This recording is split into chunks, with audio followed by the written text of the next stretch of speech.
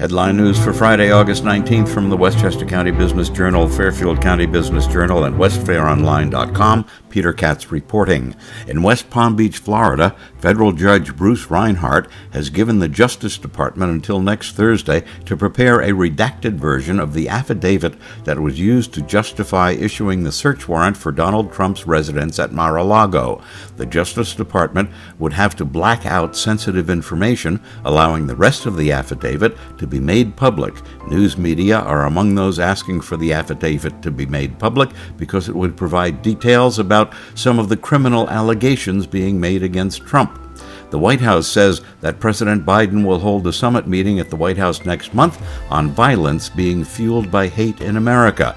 The White House says Republicans as well as Democrats will be invited, and attendees will include members of civil rights groups, religious leaders, business executives, officials from law enforcement, and even former members of hate groups.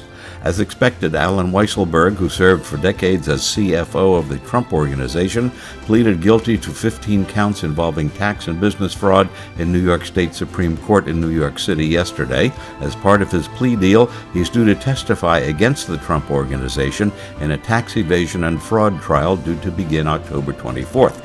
If he lives up to the deal and pays a bit under $2 million in back taxes and penalties, he'll serve 5 months in prison, followed by 5 years of probation instead of a possible 15 years in prison. The Commissioner of the Internal Revenue Service, Charles Rettig, is among those debunking claims of Republicans that the agency plans to hire 87,000 new agents who would be equipped with AR-15 assault rifles and be under orders to kick down the doors of small businesses and middle-class taxpayers. Republicans, such as Senators Rafael Cruz and Chuck Grassley, claim that money for the IRS in the newly passed Inflation Reduction Act would be used to pay for the IRS Army, as they call it. In reality, the money would be used to hire new IRS employees to replace the 50,000 IRS employees who are retiring, while also allowing the hiring of new auditors to expand reviews of tax returns filed by very rich people and very rich companies.